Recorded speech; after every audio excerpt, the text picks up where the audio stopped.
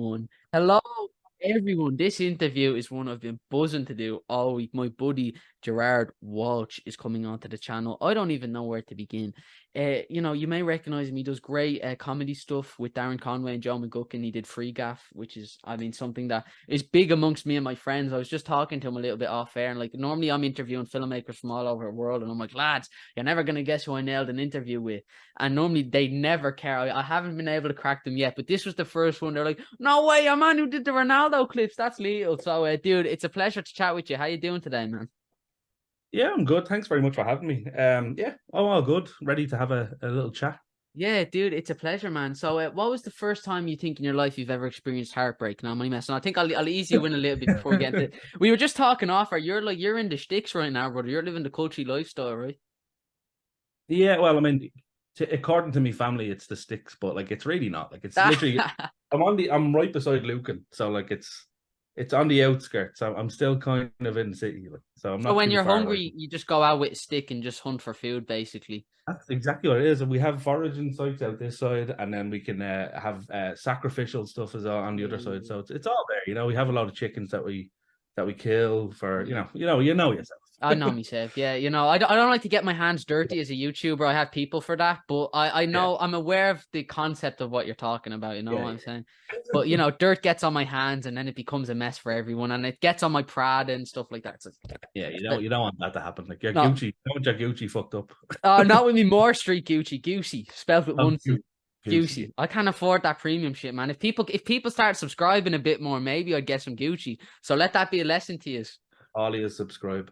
For €2 a month, you can get Daniel Feast and Gucci. That's just what I really need. That's the one thing every young YouTuber needs. But no, man. So we were talking a little bit off air, but you mentioned you. So did you grow up in the flats? Yeah, I grew up in Pierce House Flats. So you Like grew up in the up ghetto. until I Like I was, think that's the hood. Like you grew up in the Dublin ghetto, man. it's the ghetto. It is, but that's what it is. No, it's not as bad as it's not really bad at all. Like when I was growing up, it was amazing. Like there was more of a community kind of Yeah. sense. Everybody knew each other and looked after each other. It's gone a little bit. I wouldn't say downhill now, but it's gone a little bit more shady at the moment. Like, but I'm hoping that it can turn itself around. Like, just as a bit more of an unease and a weird feeling around that area now. Yeah. But hopefully it'll change. You know that kind of way. Yeah, But I I know love what you're talking it. about. It's like it's inarticulatable.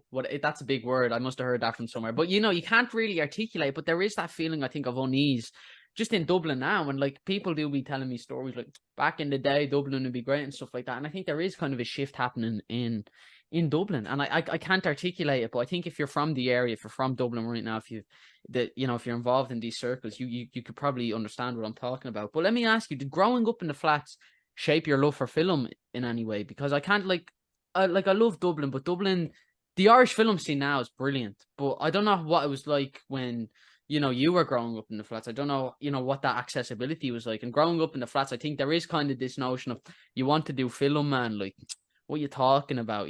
Stuff like that. It's kind of there's a I don't think people understand that's something that can be done. So you need to be from Hollywood, man, and stuff like that. So, Yeah. talk to me about growing up. Did you feel like you could chase that love of film? Were you fueled growing up in the flats by film, or what was that Um, experience like?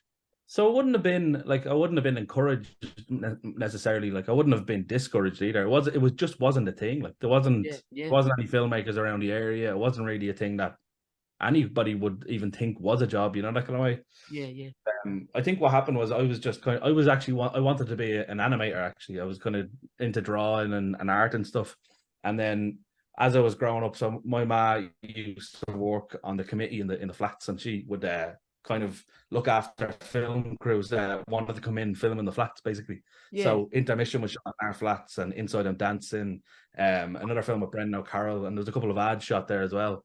So because my ma was on the committee, she would kind of be the kind of middle woman between the film crew and the flats, and try to get them to give money to the flats or kind of yeah, give a donation or whatever. And in turn, she would offer the kids up for extra roles. You know that kind of way. yeah, yeah, The odd time I'd get to take a day off school and be like, I was nearly in Inside I'm Dancing because we waited for a whole day. We were sitting around doing nothing, and then when my time it was about 6:30 now that I think about it, because now I know the schedules of set etiquette and all this stuff. So usually you finish at around 7, but it was about, I'd say 6:45 when I was about to go up. So I've been there all day, and just as they were about to call action, they just took me out of shot and, oh no, you're not needed, you can go away. But I got paid for it, which was nice. But Yeah. I kind of wanted to be in the scene.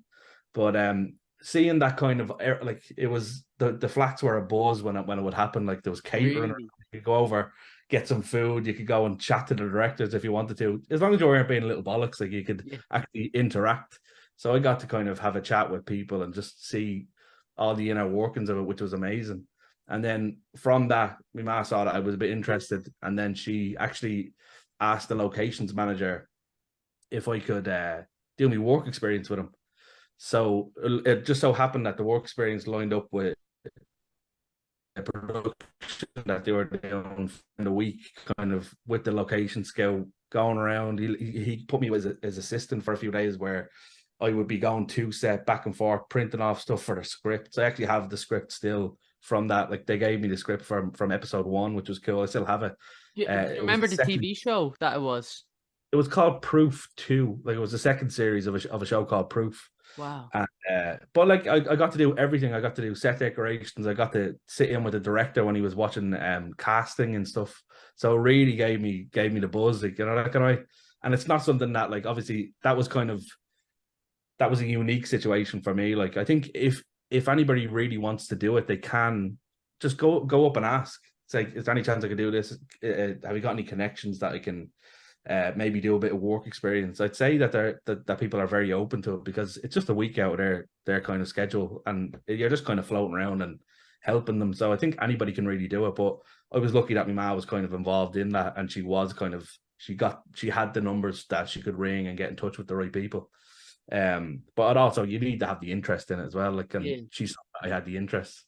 Now I could have done a second week for work experience, but for some reason I made a mature choice, and I was like, I want to see what the other route could be. So I was like, I want to try to work in HMV for a week and just to see what the difference was. And I fucking hated that. Like that was awful. Yeah. And I'm not saying people, like, I'm not, like, for me it just wasn't fun. I was up in the stock room just putting stickers on stuff. Like that's all they had me doing, like, for the whole week. And at the end of it, they gave us a poster, and and I got Shaun of the Dead. Actually, I got a free copy of Shaun of the Dead and a poster of, I don't even know what the poster was, but I knew that that's not the route that I wanted to go.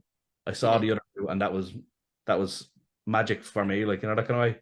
Yeah. And then even like, so from that experience, then while I was in college, I just said, fuck it, like, there was another crew that I saw filming down where I was living in Pear Street, and I just said, I'm just gonna go up and ask one of the chippies or one of the electricians who can I get in contact with, just to see if I can get a bit of work experience or do some shadowing.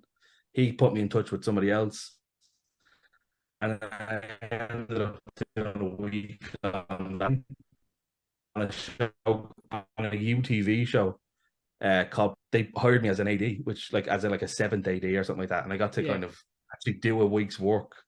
They didn't, like, so what happened was I did the week's work. Toward the end, I was supposed to be bringing some of the cast down to the set, and it was down in the old John Player factory. And I was talking to one of the actors, and I got so invested in what he was talking about, I switched the fucking walkie-talkie off, and they were trying to get your man that I was talking to down. So everybody was rushing down, like, what's going on? They came out, they saw that the walkie-talkie was off, and I didn't get a call back for the next week. So that was kind of, you got the sack, like. I kind of got the sack. They didn't tell me. They were nice about it. They just didn't. You won't be needed next week. And you thought your career was over, like, that's just you dusted, like. No, really.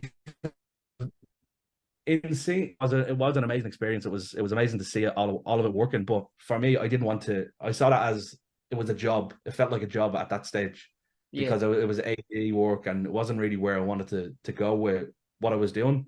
And I just didn't want to work my way up, you know, that kind of way. And it was more like, I wanted, because you don't get to, like, there's a lot of people that I know that do work their way up, and it's amazing that they do, but I wanted to be making stuff while I was getting up, you know, that kind of way. So I wanted to go the route of actually just going out and making stuff, working on my own stuff as well, like on like jobs or doing corporate stuff, which you have to do, like, but I wanted to really just make stuff, learn by doing, and then just keep just progress as much as I could over, and that's what 15 years ago now, and I'm not saying I got there, but I'm still I'm still getting to the point that I want to be, but You're still learning.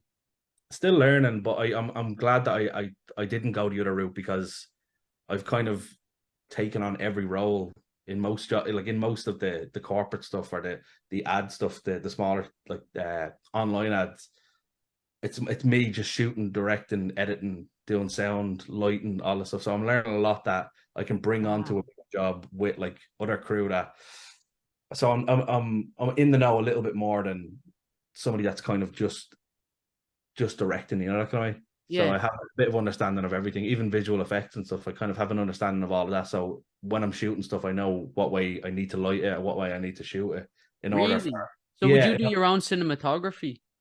For the first feature film I did, but like for some short films, yes. Yeah. But I got to a point where I need to be able to hand this stuff off Yeah. and let somebody else shoot. And I love having a cinematographer, but sometimes the budgets aren't really there for Yeah. Yeah. somebody else. So you're a one man band, like. But no, I love having the bigger crew. It's amazing.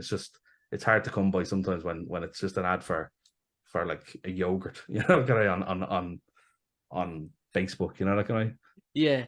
That's fascinating, man. So I think I look at the work you and Darren and Joe do, and me and my friends, like, we all laugh at it, but when I look at it, I see, like, I suppose it is satire in a way. It's like a satirical approach to, I'm not going to get fucking artistical about it, but I think the way Dublin is kind of examined and explored, and the things we do is something, even things that I can never articulate, that I realize that we say or we do, you do kind of express that in this, even in the skits, even in the comedy skits, there are bits of like true, authentic Dublin in it. So I'd love to ask you, did you feel like growing up in the flats, you ever saw Dublin represented how you saw Dublin, not someone else's idea of Dublin? Did you ever feel like you watched that?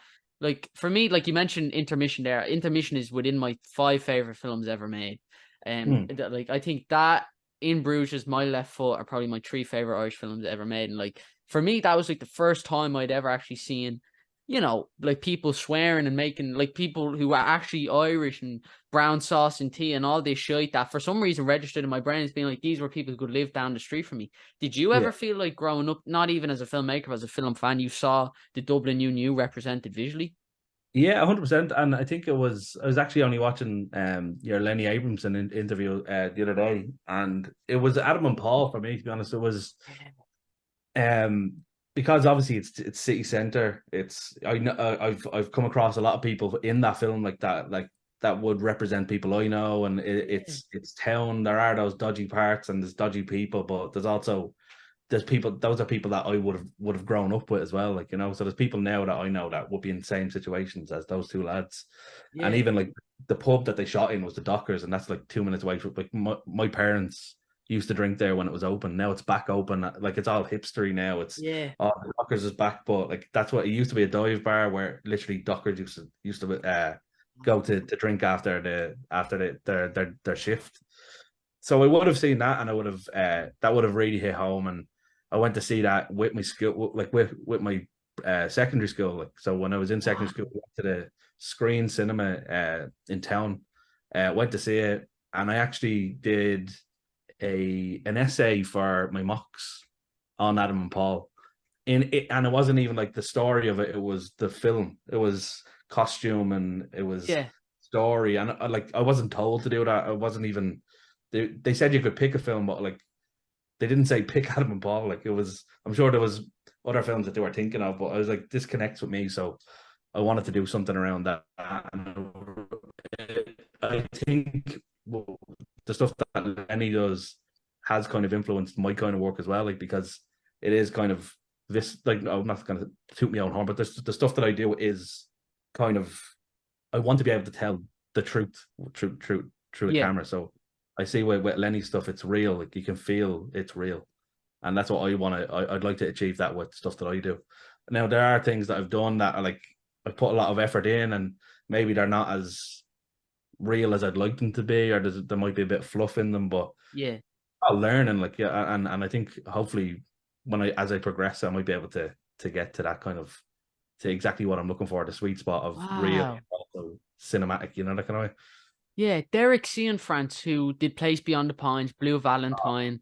I got to interview Derek, and he said this one thing in the interview that I've never forgotten. It's like, for him, he wants to see when acting stops and behavior begins. And Yeah, that's to me, that is so fascinating, because like, if you can capture the truth on camera and on film, I mean, and Adam and Paul is a great example. For me, Adam and Paul is a film which I think not only did it affect me, but it actually made me, I think, a better person, because before that, I'd go through town and I'd be like, look, I'm not like proud, but I'd be quick to say like junkies, like dirtbags over there, like, yeah, and watching that film, it was the first time I could ever, it was the first time, I think, to me, it registered as these being people. And now since then, I think I empathize a lot more, and I think I look at people differently. So that film, I think, it did represent Dublin in such a fascinating and in such an honest way. And I think a lot of that is in the way Lenny moves the camera and the way he captures truth on camera. So you talk yeah. about Like that. sometimes the Go truth ahead. isn't always pretty as well. Like, and also Dublin isn't this magical, Yeah, like the tourist location or the tourist spot for people. Like, yeah, there's those areas, but that's not my Dublin. Like, that's not what I grew up yeah, with. And yeah, there are obviously there's places that are fantastic and there's places that are amazing, but there are shitholes as well, and there's places that people kind of end up in that they shouldn't. The people shouldn't end up in those places, but it does happen a lot, and it's a common thing. But that is the Dublin that I grew up in, and yeah, that's the Dublin that I love. Like, you know. yeah.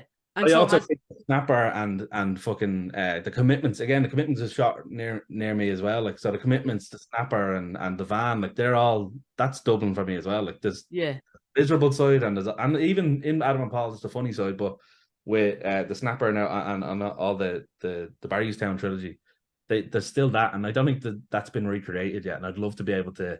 I'd love to put my oar in and try to do something like that again down the line. It'd be nice to attempt to kind of recapture that magic from those types of films. Would you do a Roddy Doyle adaptation, like if you get your hands on one of his books?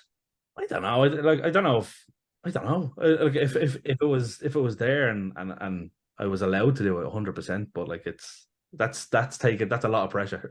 Yeah, is it? Yeah. I do you feel that pressure much as a filmmaker? I mean, there's pressure there's pressure in loads of aspects. There's pressure in showing up on set, even if it's an indie film, even if it's a film with three people. There's a pressure there, but there's pressure when you're editing, and there's a pressure when you're putting it out there and stuff like that.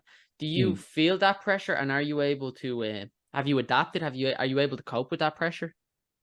I'll tell you what, the pressure, the most pressure that I've felt is, so I used to do a lot of wedding videos and wedding photography and stuff. So at one point I was actually doing video and photos at the same time, like, which was I Well, shouldn't. with the one hand, like you'd be taking Polaroids The in your same hand. camera, like the same camera, you switch to fucking to photo, you go back to the video, and sometimes you Wow. get screen grabs. Like, it was just silly. Like, I shouldn't have done it because it was a lot of pressure.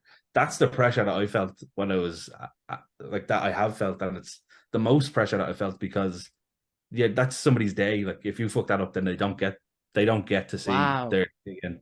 So anything from that, I don't think it like the pressure is off, and especially making something creative and you can have fun. You're basically having fun for a job, and if you Yeah. can do that, then there shouldn't be any pressure. And I know sometimes obviously there's gonna be money involved and stuff, but for me, I made my first three feature films with like, so the first one was 500 quid. We made it with 500 quid, and we did Wow. it we did it over like 12 13 days, and that was my money. So no pressure there. Yeah. Even if the film turned out crap, I didn't have to put it anywhere. I could give the actors like some scenes for their show reels. That's fine. I wouldn't have to put it anywhere. The second film was South, and that was a bit more pressure. I did put a little bit more money into it, but Yeah. again, it was more money. I didn't have to put it anywhere if I didn't need to. Like, if I thought it was shit, didn't have to go anywhere. But at least I'd learned something along the way. The third one, it wasn't my money, but it was it wasn't a lot. I could produce something that I was proud of, and it was. I kind of had the not an excuse, but I had kind of an excuse that it was more of a student project than Yeah. a fucking then. So if it didn't go well, none of them are really not great actors, but they were all kind of new actors, and it was kind of the pressure was off because everybody was learning at the same time. So so that was fine. But it did end up going like I really enjoyed it. Like I made the film turned out well, and I really like it. And we actually screened it at the Flat, but it was I didn't really feel the pressure for it. Like, and even when we went on to do free gaff, because we are having fun, it didn't really feel like there was one Yeah. day I felt a bit kind of overwhelmed, and it was just because I couldn't figure out what way we were doing the sketch because it had changed through the script. And there was one day where I kind of had a bit of a meltdown, and it was more just an internal thing. And I was kind of like, I don't really know what we're doing here, but let's just figure it out. And we did it in the end, but it was I'm still not really happy with the way it turned out, but there Yeah. are people who like the sketch, which was nice. So can Sorry, you I'm watch your own work, man? Like if someone sends you a reel of one of your skits or something like that, like can you watch it, or is it the same with filmmakers watching their own films in a way? Like you just can't. there's some that I can't watch, but I do like I enjoy like the sketches. I just see Darren and Joe, or I just see Darren and Killy and Tony. Yeah. So I can watch them like because sometimes like there's not that like so some of them are just shot kind of more straightforward. Yeah. So it's just back and forth where you don't really have to put that as much thought into, not that you don't put thought into it, but it is back and forth and it's more about the editing. Yeah. So when we do, so usually for the stuff that we do, that just goes online, like the Git sketch or Yeah. the flying one or whatever. They're completely improv. Like there's no scripts, there's nothing. It's Wow. an idea, and we know where we want to get to, but sometimes it just goes in a different way. So for me, it's kind of made in the edit. Like we find those funny bits and we kind of work on them, and we like, yeah, we can use that, we can keep this, and Yeah. then and as well when we're shooting, like up until maybe last year, we were shooting it with one mic each, so we didn't have them both mic'd up, and it was literally just try to remember what you said, and then we'll do it on the other one. So we were just trying to improv. So then they'd improv on one bit, and then we didn't have it in the other bit, so it was literally like stitching everything together. So it was. I've learned a lot editing with the lads because I enjoyed the shooting part of it, and I sometimes forget that I have to fucking edit it, Yeah. and then Yeah. and then I'm like bollocks, but like we found a nice kind of rhythm and kind of we know what we're doing in terms of putting together the sketch and figuring out, oh, we have an end here or we have an end there, we can keep this. And I know like I'm kind of editing in my head while I'm shooting as well, so I'm like, all right, I have enough, stop, because we were just getting too much, that kind of way. Yeah. Wow, and I want to ask you about visual comedy in a second, but I was wondering, my friend actually had a question he wanted to ask you. You know the skit with Darren where he's a pub salesman and he's in the bar and That's he's the one like, I was talking about. That's yeah, the one that is I had that a really? meltdown on. Yeah. Because there's one thing we all look, we love that skit and we always watch it between each other. There's a scene where he opens the box and smoke comes out of it, and in the background the lights start flickering. How did you Yeah. do that? I was wondering. Was it the box or was it the lights? All of it. Like, how did you pull that scene together? So the lights are I don't know if they were on a timer because we have, so there's an app. See these things actually, these lights here. Yeah. They're aperture lights, but you can use your phone to control them. Now I don't know if we had them on it. I can't remember. I'm pretty sure we did. So inside the box we had one of those little lights basically, and it was on the whole time. So when they opened it, the smoke came out. The smoke was vape. Was So it? I had a vape, and I was like, before rolled, I got them to open it.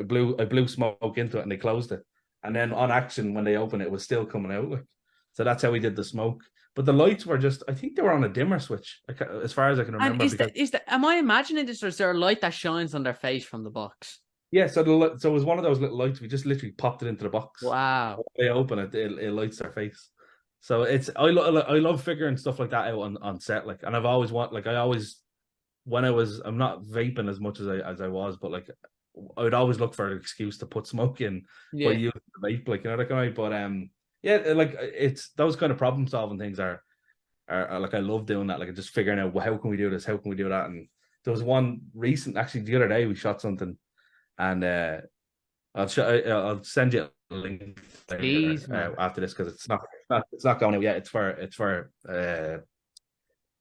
an event that they're doing, but there's a part where something is flying, and we didn't have a green screen studio, we didn't have anything, but I had like a green screen sheet, basically just a sheet of green screen basically. So I have Darren and Joe up against the wall holding it there. This is down in the middle of the road, like, They're holding it Wow. up against the wall, and the subject, I won't say what it is, you'll know what I'm talking about later, Yeah. uh, is on their knees in front of the green screen, and I'm shooting up, like, and that's how, and it's turned out really well. Like, even the one where Darren is flying, you know, when he shoots up in the air and he flies. Yeah. Yeah. How'd you do that one? Yeah.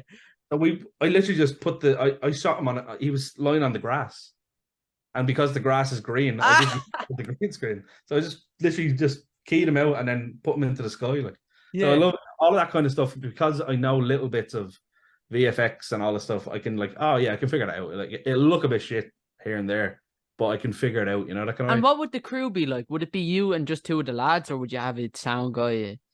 Yeah, just me with they have clip-on mics. You Yeah. can, like, Rode, like at the start we had these little Rode Go mics. Yeah. Yeah. And just well, like I was saying, just one each. Like, there was just one for each of them, so we'd swap it for their Wow. take. And the And that's sound why, would be good. yeah, well, it's good enough for, like, it's good enough for what we're doing. Like, and Yeah.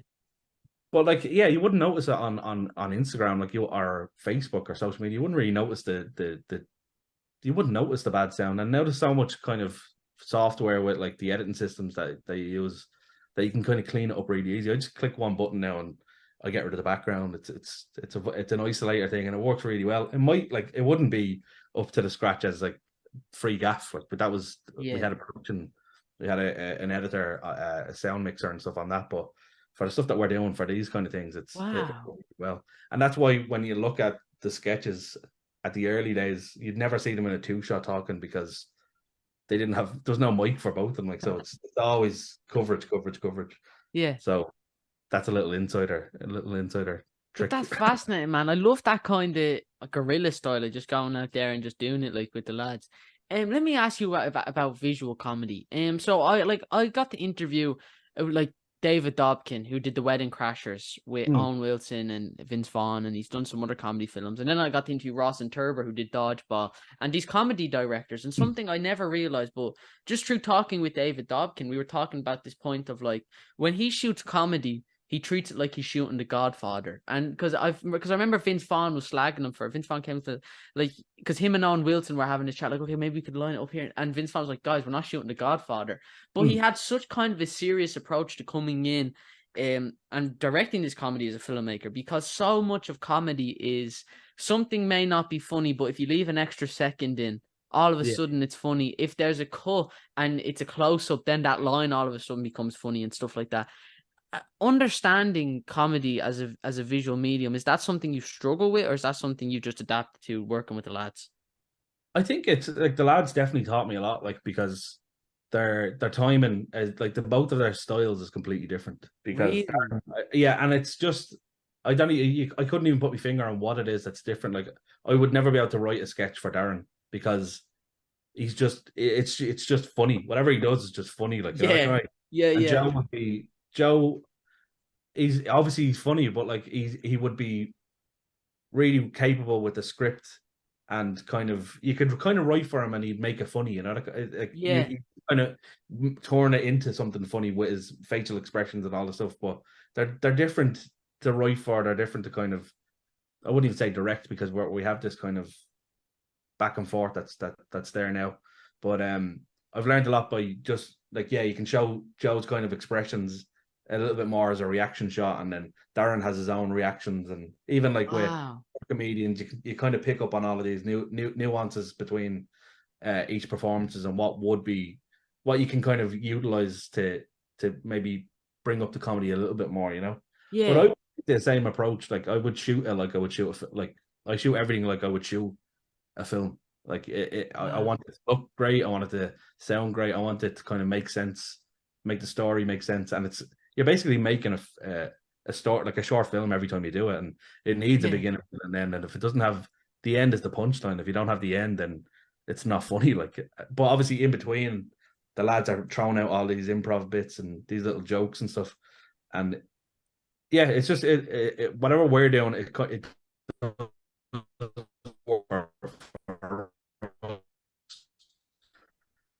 one of the sketches was the social distance one, you know, where he brings the food delivery, he brings it and he kicks it over the yeah, thing. yeah, We yeah, were yeah, yeah, yeah. we met up at 3 o'clock, and we didn't shoot until 6 o'clock. because we were just walking around talking shit. Like, so we shot that sketch in about a half an hour because the light was gone. If you notice when you watch it again, you'll see it gets a little bit darker. And we only had a half an hour to shoot it because we were like, oh, we haven't shot anything. We may as well just get this done. And then Wow. it just happened in 2 takes. Like, And so, will you ever be doing improv with like, or you'll be doing a scene and there'll be improv, and you'll ever say, "Okay, do that bit again. Do it this. We'll do that again. We'll do it on a different take." Or will you ever like say something? I think you can do that a bit better. I think the delivery of that could be a bit cleaner. Or is it you're just in the moment and you won't know till the edit what works and what doesn't? I would, because of the way we were doing it, where you have to remember, we would have to, oh, remember that for the next bit. Yeah. If we get something and it's really good, but I know that it might not work with the response, I will just I will stop them in the moment and say, just say that again like this because it will make sense for the response, you know, that guy. So I Yeah. literally stop them because they'll be in it and they can snap out of it for a second and redo it, you know, that kind of way. And Yeah. they know that because I wouldn't say it if I didn't need it changed, and Yeah. if it didn't make sense. But like I could stop them in between it, but I'd never say do it better. I just kind of, I'll give me a little bit different on that, or Yeah. aim it, like have a bit more kind of context to what he's saying to relate it, you know, that kind of way. So there would be little bits of directions here and there, but I kind of let them work away until I need to do something if I realize, oh, in the edit it's not going to work, then that's when I jump in, like, you know, that kind of, and obviously I'll have ideas and throw out joke ideas or kind of little bits here and there, but I kind of leave them be because that's what they're really good at, you know, that kind of way. And same Yeah. again, that goes for them, it goes for any other comedians that I've been working with. Like, what I'd be shooting it with their kind of style in mind, so they're not going to do their style wrong. I'm just kind of there to facilitate it, and if I can spot something that might help it, I'll throw it in, you know. Yeah. And it's fascinating because I was talking to my friends about this and they were all slagging me for it. But I was like we were talking the other day about the skits, and I was saying like I look at the things, you know, because both my parents are deaf, and there's a point to this. I went to Galway Film Flat with my dad, and we were watching the short films, and some of them were set in a room with two people talking for 20 minutes.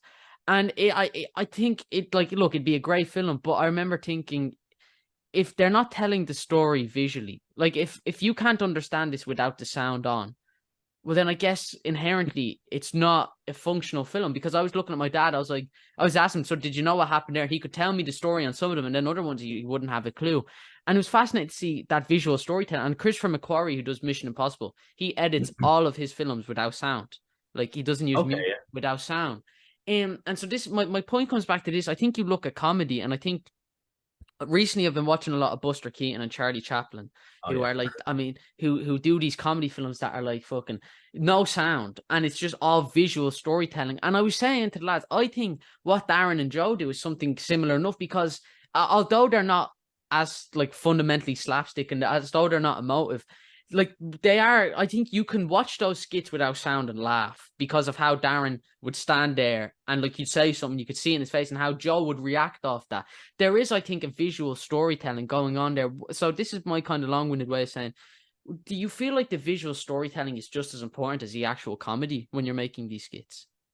Yeah, 100%. Like like for me, it's important because I wanted to look a certain way, and I wanted to look like almost like, you know, like the TikTok stuff that's coming out. Like it's just people with their phones, and fair play to them, but like it doesn't look great, Yeah. uh, and the costumes don't look great, and there's not a lot of effort, like in the visual approach. But I always wanted these sketches, if they're going online, to look like it could be from like Comedy Central, like, you know, that kind of Like way. you do close-ups and stuff like that, which is sick. You do Dutch angles and all. Like I think it's sick, man.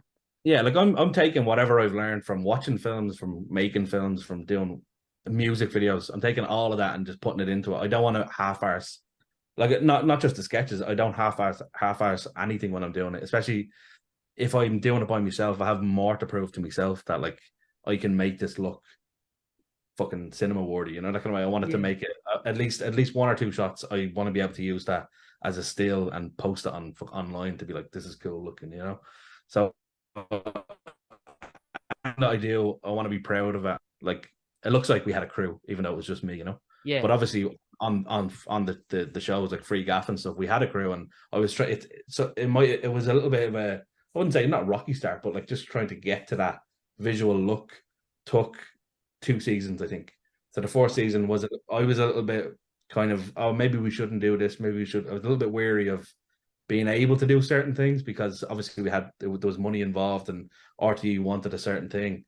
But by the second season, I was like, no, this is what I'm doing. I wanted to look like this. I wanted to look like a movie. And you felt more freedom kind of coming in because I mean you kind of knew what you wanted as well.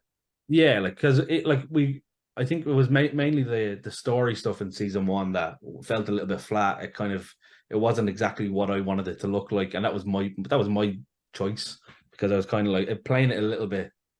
I wouldn't say easy, but I was just trying to get the days in, like get the days done, and not kind of go overtime too much.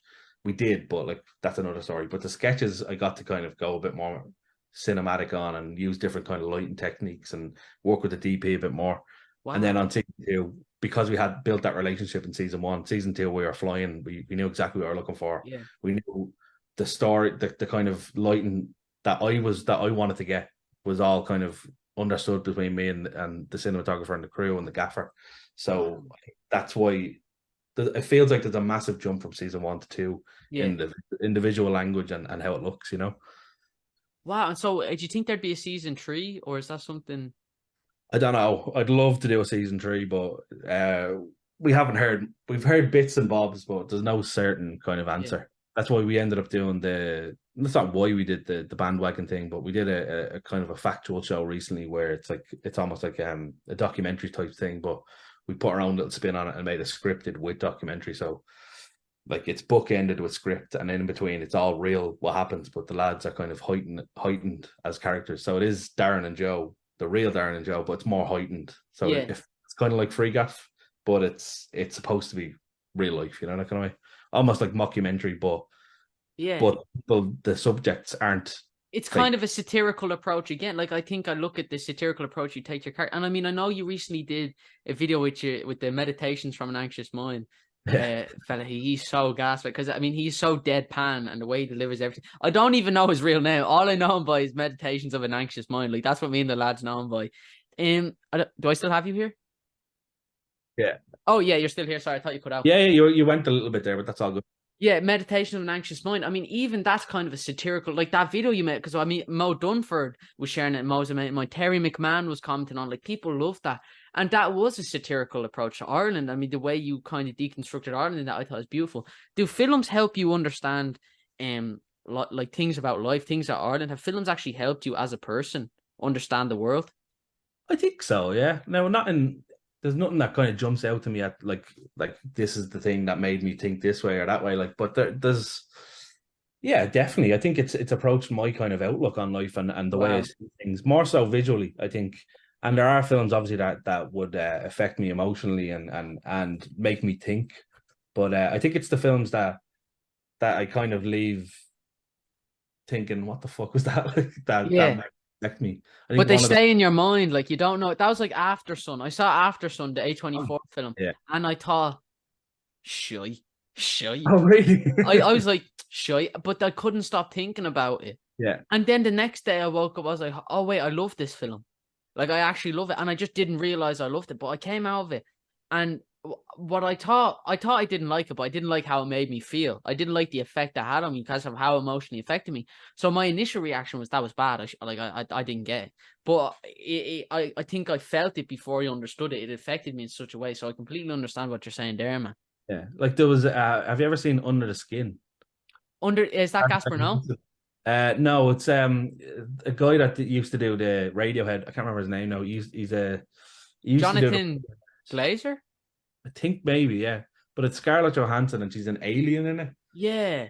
But that's Jonathan Glazer. Yeah.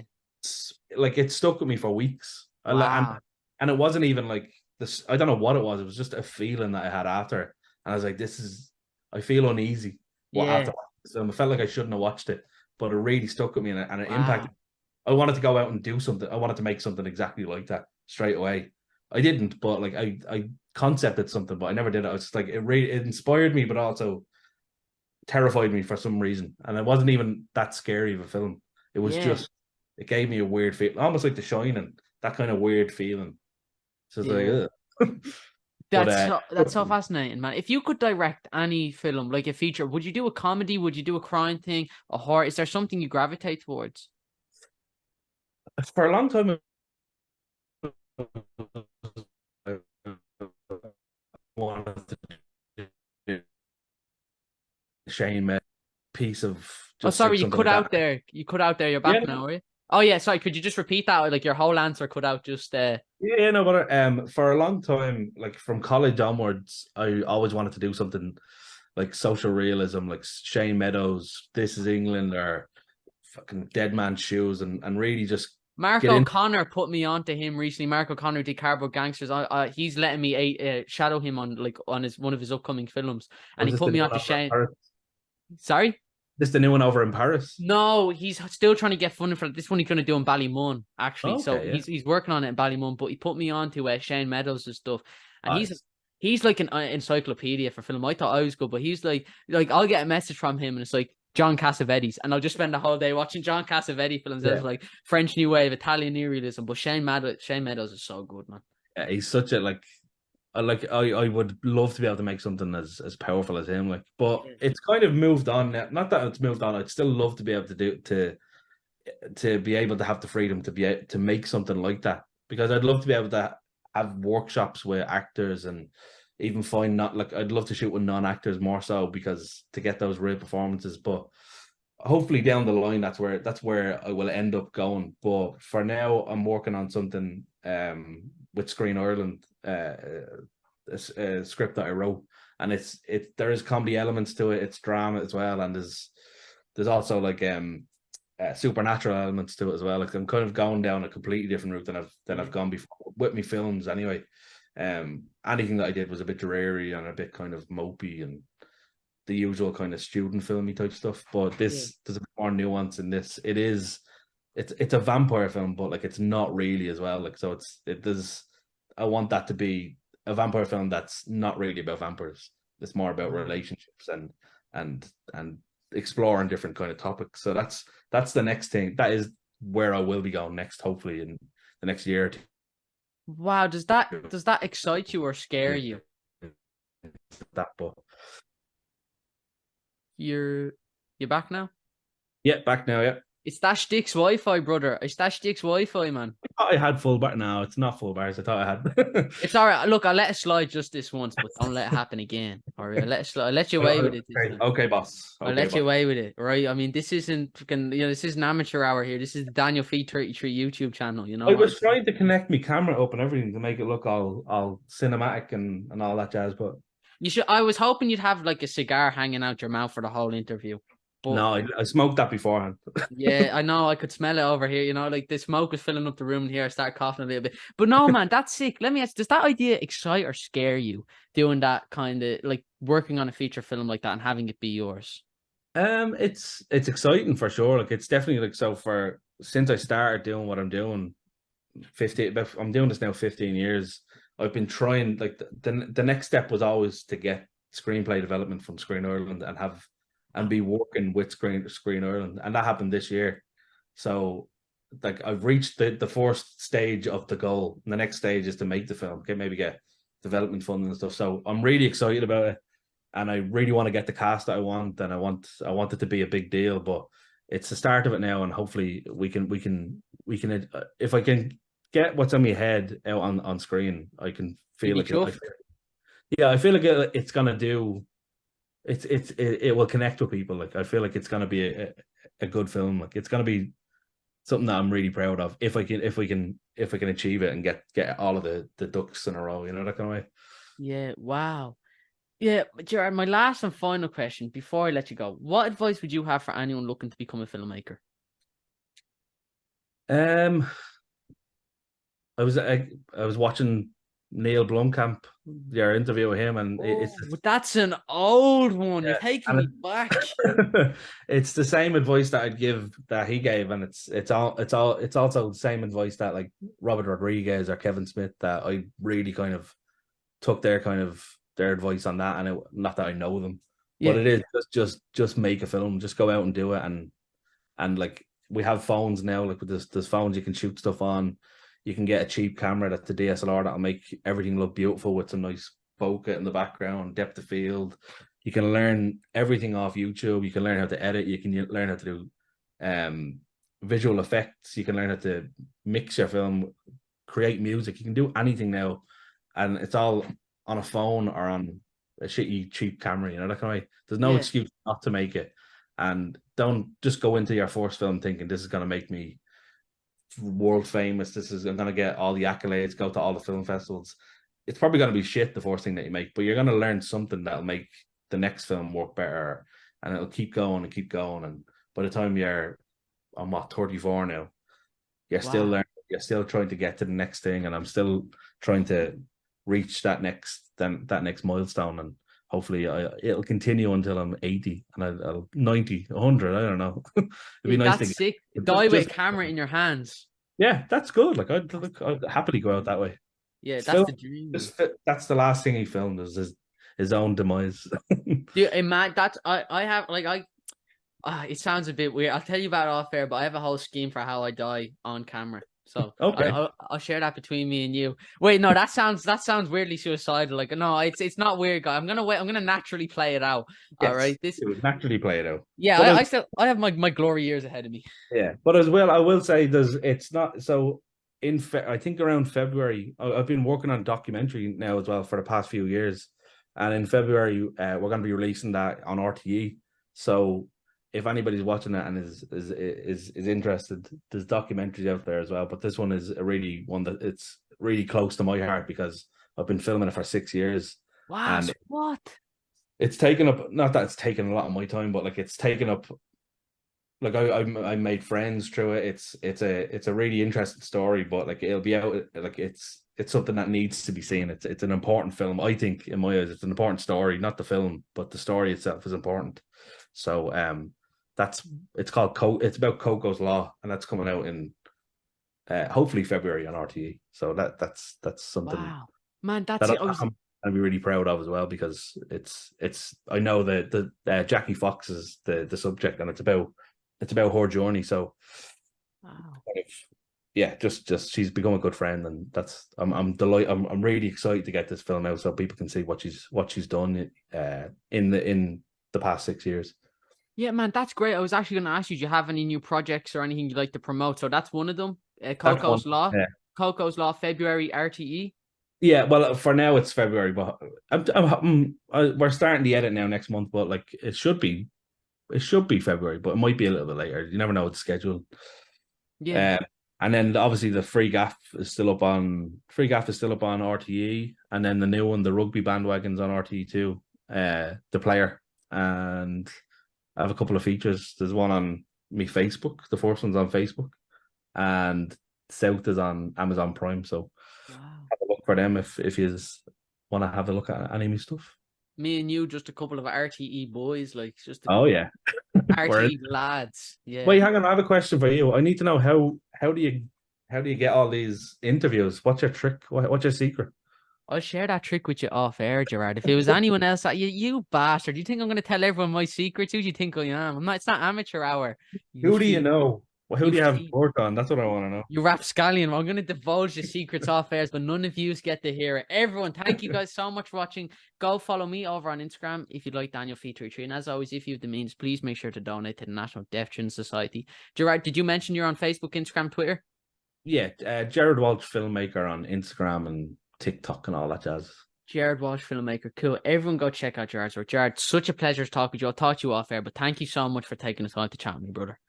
Cheers, man. Thanks very much for having me.